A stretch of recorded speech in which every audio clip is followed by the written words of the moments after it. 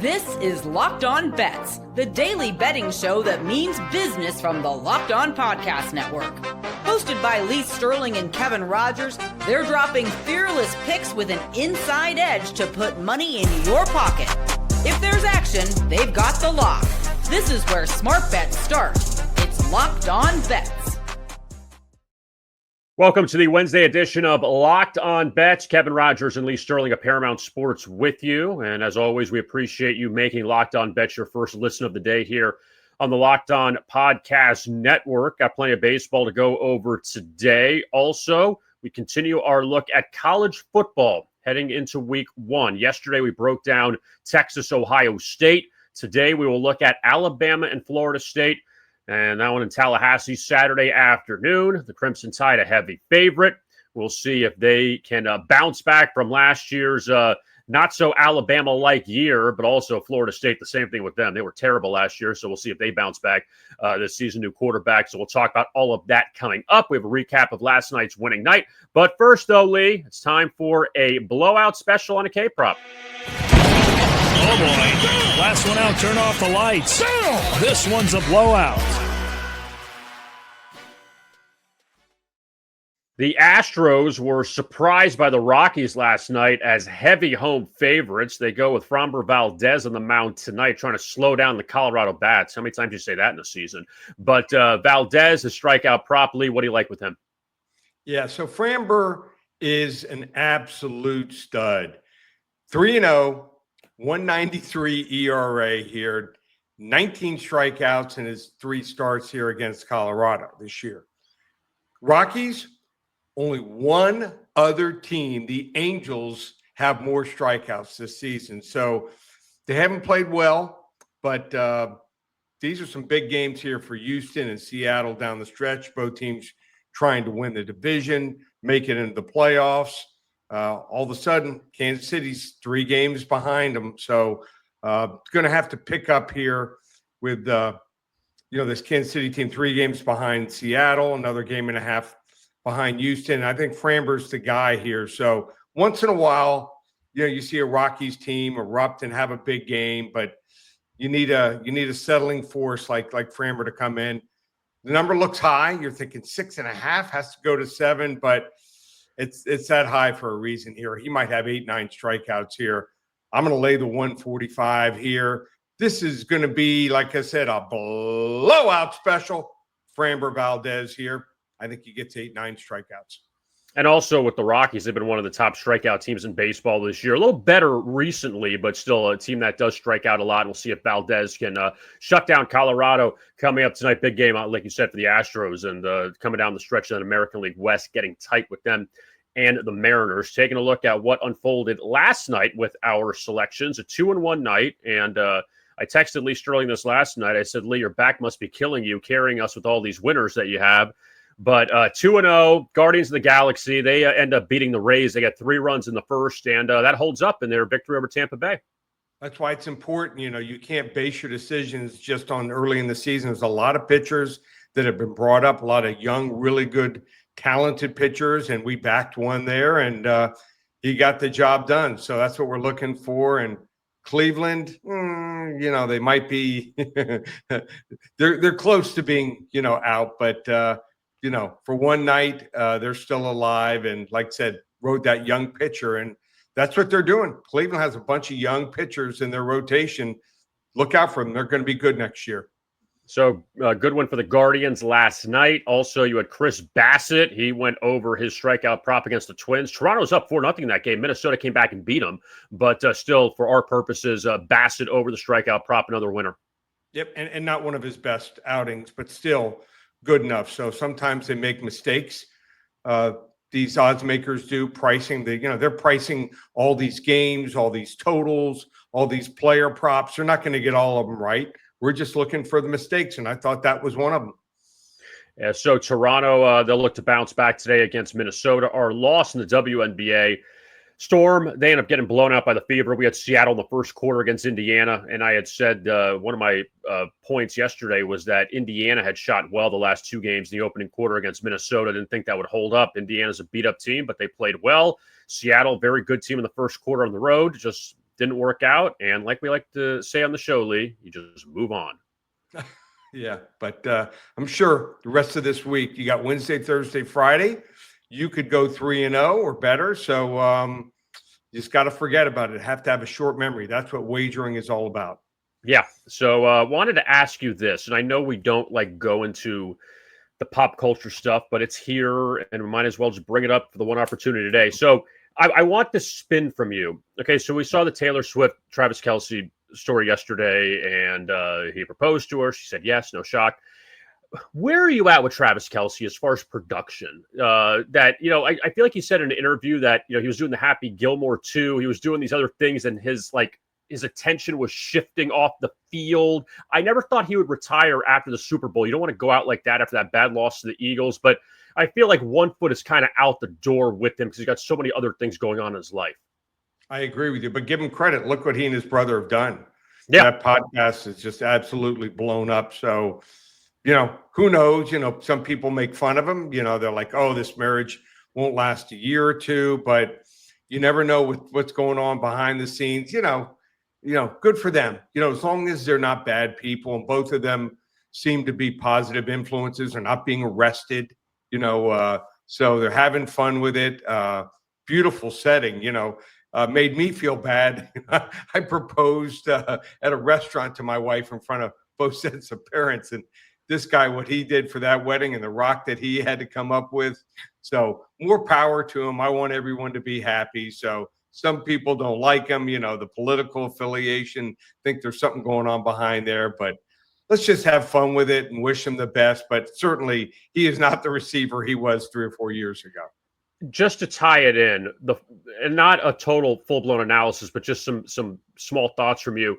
They're playing in Brazil, the Chiefs and Chargers, that Friday night, week 1. We saw the Eagles-Packers. It was a high-scoring game last year. You know, unfamiliar setting, week 1 out of the gate. How do you even try to handicap that game going? We see teams go to London, but I feel like that's halfway through the season. So you got some games under your belt, but already going to South America, game 1 out of the gate, unfamiliar division game. It's just a lot for both teams. I agree. Really good point. You know, I may not play the game. So, you know, unless I'm looking for a good number and it's there, you know, that's one of the most important things in wagering. There's some nights I play very few games, you know, or I back off some of my games. If you're looking for a number, let's say in football coming up, obviously football is king, and you like a favorite and they're laying 2.5 points and the line goes to 3 or 3.5. Well, you're either going to have to, in my opinion, buy the number down because more games fall in the number 3 than any other number, or you pass. So a lot of times it passes. There was a bunch of fights that I was looking at in the UFC, and they were, let's say, like minus 140, minus 150, and they closed at minus 250. I'm not going to lay, you know, minus 250 when the line was, you know, a couple days ago, minus 140, minus 150. It's ridiculous. So, you know, I mean, sometimes you can even be on the other side because the line switches so much in the UFC or some of these other sports because there's value. So, you know, you gotta be smart here. And then the last thing is parlays. I mean, they love Vegas, all these sports books. They love you betting parlays. They give you all these boosts for playing 3 and 4 team parlays. That's what I get constantly coming across my apps. Because why? They're going to win. When the odds on a 2-team parlay are 4-1 and they're only giving you 13-5, and then a 3-team parlay, they're 8-1, they're giving you 6-1 or less. Doesn't take long. You're going to have to hit 65% just to break even. You might hit one here or there. So parlays, I probably play 2 or 3 parlays a year tops, and they're correlated. You know, let's say Houston's on the road and they're really hitting, and Framber Valdez is pitching great. Well, once in a while, you know, I might play the over in that game and also Houston once in a while, but not often. So the odds just aren't there. When you're wagering on games, all you got to do is win, you know, you're laying 110 to win 100. At least you have a fighter's chance. And that way you have to just hit 52.38% of your games to break even. So, do the math. Math is very important also in wagering. Yeah, and the parlays, you still got to hit all of them. You have 4 teams. You hit 3 of them. That's great, but the one loser, and it's a loser. So you got to win them all. So anyway, we have a lot more to get to. We have a couple more baseball selections. Also, Alabama, Florida State. We'll break down that matchup Saturday coming up in Tallahassee. All that is straight ahead right here on Locked On Bets. Let's talk now about FanDuel, and the NFL season is almost here. FanDuel is making sure you're ready for kickoff with a can't-miss offer. Right now, new customers can bet just $5, and if your bet wins, you'll get $300 in bonus bets to use across the app. FanDuel, there's so many great things about it. It's not just about football. I mean, yes, everything's about football. We get that. NFL, college football, week 1 is starting. NFL, the following week, you have the futures. You could bet your MVPs, your division winners, your Super Bowls, also just the game, too. You could bet all the games in week 1, Chiefs, Chargers in Brazil, Eagles, Cowboys in week 1, that first Thursday night, Vikings, Bears, the Monday night. You have so many great options. College football coming up this weekend, Texas, Ohio State in Columbus, Sunday night, Notre Dame, Miami. So there's plenty of good college football games. You can bet on the Heisman Trophy winner if you feel inclined to do that, the national champion in college football. Also, futures in the NBA, futures in college basketball, the Stanley Cup Final, World Series. There are so many great options for FanDuel past the NFL, but also NFL is king. So that is the one thing to keep an eye on. If you're ready to play, download the FanDuel app now by visiting FanDuel.com to get started. That's FanDuel.com to place your first $5 bet. We roll on here. Locked On Bets here on a Wednesday. Kevin Rogers and Lee Sterling of Paramount Sports. And now, Lee, it is time to bust out the mining helmet, get out the shovel. It's time for a hidden gem. To find a diamond in the rough, you need to dig a little deeper for those hidden gems. It's rebound time for me. Pirates, Cardinals. We're going to look at a first 5 play here under 3.5 runs. And I understand that's not a lot of runs to play with, but Sonny Gray is taking them out for St. Louis. And he is their ace by far. He is much better at home than on the road. And in 2 starts against Pittsburgh this season, he's allowed 1 run in the first 5 innings. Also, these 2 teams have had these shootouts, so to speak, in the first 2 games in the first 5 innings, combining for 10 runs each time. It was 8-2 the first game, or 8-2 last night with the Pirates, 5-5 in the first game. So just a lot of runs scored in the first 5 innings with these 2 teams. So we are going to go with the under of the first 5 innings between the Cardinals and the Pirates tonight, Lee, at Busch Stadium. Oh, you talked about rebounding. First thing you got to do is you got to box out if you want to rebound. So I know you did your work. You're going to be just fine, Kevin. I'm expecting a 2-1 to 3-0 end of the week. So let's get it going. And by the way, my mistake on one thing, it was 6-4 on the first game, not 5-5. It's still 10 combined runs, so but still 10-10. I don't think that's keeping up today with Sonny Gray actually going tonight. Our next game, the Royals and the White Sox. Kansas City was down 4-0 last night to Chicago. Scored 5 runs the final 2 innings to beat the White Sox. So they're still right there in the playoff race. So it's time now to bet a little, win a lot. They say you'll miss 100% of the shots you don't take. So bet a little, win a lot. Just like I mentioned, Lee, good rally for the Royals last night. White Sox been playing well, but tough loss for them. We'll see if Kansas City can capitalize on that on the South Side tonight, Lee. Yeah, so we're looking at some teams here going against them, and we're going against Colorado, and in one respect with my pitcher in that prop, and I'm going against the White Sox. During the weekends, they actually get pretty good crowds in Chicago when the Cubs aren't playing. Looking at the crowd last weekend, looked pretty good. Friday and Saturday night, even the Sunday crowd wasn't bad. They're just looking for something to do. But during the week, no one shows up here. Now, you got Kansas City. The money line's minus 125, but maybe a different way to look at this game. Why? Got a rookie here from West Virginia, Ryan Burgert. Ryan Burgert's 1-1, 279. You're thinking, well, pretty good. Started off as a reliever.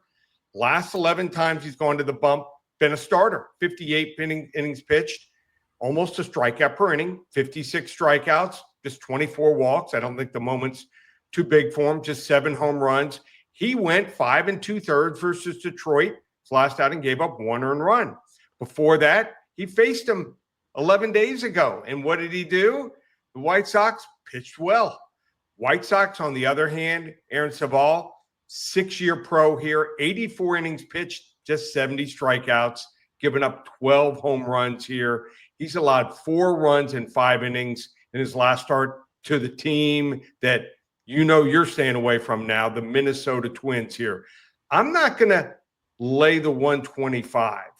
They're on the road, Kansas City, so they're going to get at least an extra bat here if they're winning. I'm going to bet a little, win a whole lot. I'm going to lay the 1.5 runs plus 130, wager 100, brings back $130. They win by 2 or more runs against these bad teams. A lot of times they get blown out.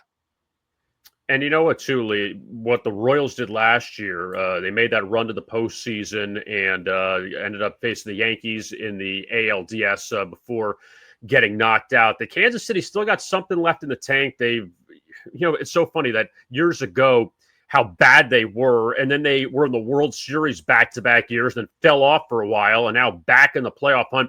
You just got to love this, the expansion of the wild card. I don't care what people say. I know there's a lot of fans that aren't happy with, you win 100-something games, you get knocked out in 3 games early on. But you know what? Too bad. I say that, too bad, then win those games. Like stop making the excuses that, this is a short sample size. We played all these games. Too bad. And Kansas City's only 3 out from Seattle. Yeah. Who's the pressure on? Seattle. So I think Kansas City's going to make a race of it, and they're going to be right on the heels of Seattle and Houston the rest of the way. I mean, Seattle just has to play every game at home the rest of the way. They'll be fine. If they go on the road, they got a problem. I mean, at home, they're fine. So we'll see how that turns out. But really good races all over Major League Baseball heading into the final month of the season. Coming up, we will talk college football. Alabama, Florida State, they do business in Tallahassee coming up on Saturday afternoon. And FSU, after a disastrous season last year, we'll see if they can bounce back.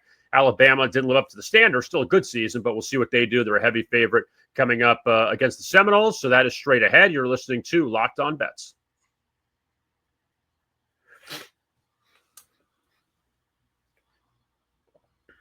Locked On Bets continues. Kevin Rogers and Lee Sterling of Paramount Sports with you. And we've been breaking down college football for our lock of the day every day this week. And now for the Wednesday play, Alabama and Florida State, they hook up in Tallahassee for the lock of the day. Open it, open it, open it. Lee has the key to the lock of the day.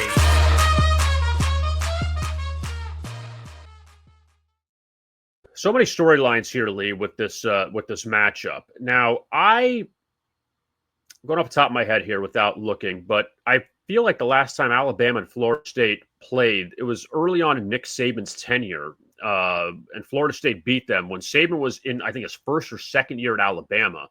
But I know FSU has not gone to Tuscaloosa during this time. Obviously, Alabama's not gone to Tallahassee this time. But it's good to see these teams meeting up. It's just, unfortunately, on the Florida State side, they won 2 games last year. They stunk. They barely beat Cal. They beat an FCS team at the end. Alabama, we'll see what they do now in Kalen DeBoer's second year. So with all that being said, Bama heavy favor against FSU. Who do you like? Well, you want to bring back obscure game or obscure point. I don't know if you know this. Nick Saban actually lost, I think it was to Louisiana Monroe in his first year. Right. So, these are 2 storied programs. When you think Alabama, obviously you think of Bear Bryant, you think of Nick Saban. Florida State, you think of Bobby Bowden. Not quite there as far as coaches, but this should be a decent game here for a while. Alabama, if you like them like I do, you don't want to wait. If you wait to the party, it might be 14.5, 15 points. It's 13.5-point line right now. I like their coach, Kalen DeBoer. Not a lot of people know a lot about him because he coached at Washington, but I watched their games. I think he's one of the better coaches, and he can build. I mean, look what he did in Washington. Look at the last year. Look at all those guys drafted and doing well. Picks up and develops really good skill players. Last year, what did he do? Top 5 recruiting class, top 5 portal class. Yep, they're working the portal now too for the right guys. So he knows what he needs. And the first year, there was a lot of transition. They lost 4 games. And that's one of the reasons people are down on them. I mean, Alabama doesn't lose 4 games often here. So he also was able to grab his former offensive coordinator, Brian Grubb. Grubb was with him at Washington. Last year was the offensive coordinator for the Seattle Seahawks. So this is a guy that's very skilled. I think he's going to be able to exploit Florida State's defense here. Florida State, it's crazy. 2 years ago to think they were undefeated in the regular season. Their quarterback doesn't get hurt in the ACC championship game. They might have won it all. Then to go to 2-10. So they hit on every guy pretty much that they got out of the portal 2 years ago. Last year, disaster, no quarterback play. So what do? They bring in BC transfer Thomas Castellanos. And he's fine. I mean, he's decent. Against the medium teams, he's fine. But he only scored games he started more than 23 points in one game. Who was that to? Florida State. So Florida State obviously loved him. They thought, wow, this guy is great. But that was by far his best game last year. If they are forced to play from behind, he is not a quarterback that can just drop back and throw the football, 35, 40, 45 times and win you games, in my opinion. So they need to stay within double digits. They fall behind by 10 or more. I think they're in trouble. They're going to have to throw here. He threw 14 interceptions in 2023, so he is susceptible to the pick here. And I think Bama, they're refortified. They're not what they were 3-4 years ago, but this is a pretty solid team, and they go too deep. And I like Ty Simpson, their quarterback. I think he's going to do a good enough job. Been in the system now for a few years, just waiting his time. Milroe, had some positives to him. He could run, but throwing the football, he was just very inaccurate. He might be like Ken Dorsey at Miami. Just spray the ball and get the ball to the right guy, let them make the play. And they're deep. Even though their top running back is going to be out for this game, they still have 3 or 4 other guys that can get the job done. So I like Alabama. That's going to be my level 2 lock. It's so interesting how this Ty Simpson is a rare one, that he's been with the program. This isn't a guy in the transfer portal. He wanted to. There were reports he was going to leave, but then he ended up staying, and now he's getting his turn. So we'll see if he could be that. We've seen the line of quarterbacks Alabama's gone through and very successful. A lot of them gone to the NFL, and we'll see now if he is that guy, his first opportunity on the road. Yeah. So, like I said, it's a good team. It's early. I know they're on the road, but if the game plays out the way I think it is, and Alabama's got the lead, Thomas Castellanos could be in trouble here. And can you imagine they get blown out, the boos that are going to be hidden from the stands there? And he talked a lot of trash in the offseason. So you better be able to back it up. What do you see, Lee, with this Florida State team as far as just why it's fallen off so fast?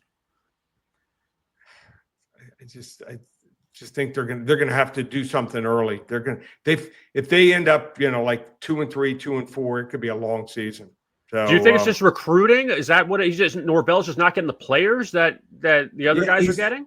Yeah, he did try going to the portal maybe a little bit too much and probably realized that was a mistake. And it's also hard, once you lose, you're telling the kid, Florida's on the uptick probably. Miami's pretty good. If you're trying to recruit a kid, really the only thing you have to sell is playing time right away. So we'll see how it goes. And DJ Ungalali didn't exactly work out last year, so we'll see if Thomas Castellanos is the answer this year for FSU. I mean, can't get any worse. I mean, it can, but, you would think you'd win more than 2 games coming up this season. Nope. Alabama minus the points against Florida State, the lock for Wednesday. Lee, we are inching closer and closer. Tomorrow, we're at week 1 already with college football, several games, and then heading into the weekend. So what's going on with Paramount Sports? Well, we're going to have, like I said, football each of the next 2 days on the show. In fact, I might even have 2 games each day. So stay tuned. We might load up and give you a total of 5 games. So I'm ready to go, did all my work. Think there's some good games out there to pounce on. You want to hop on Paramount Sports. We've won 30 of 31 years. You can try us out 5 weeks, $5.97 normally. If you use coupon code SAVE100, just $4.97 comes out to $100 a weekend for our phone service from now through the end of September. And then for the season. 25 weeks through the Super Bowl, 1997. And we also do player props. So you want to get our player props, and that's going to start this Saturday. We text those out to you each and every. We might have them on Friday nights and Saturday nights, but at the latest by 9 a.m. Eastern on Saturday and Sunday mornings for college football and the NFL. People want them. We can win them and knock them down for you. So we added that. That's $5.97 for the season. Check it all out, ParamountSports.com, or call us 800-400-9741. Also, don't forget to like and subscribe to our YouTube channel, Locked On Bets, as the audience keeps growing daily, and we appreciate your support. Also, the podcast as well. If you just want to listen to us, you can find it on your favorite audio platform, Locked On Bets. Also, find us both on X, myself at Rogers Picks, and Lee at Paramount Sports. We'll be back with you coming up on Thursday with Week 1 kicking off in college football, as another edition in the books of Locked On Bets right here on the Locked On Podcast Network.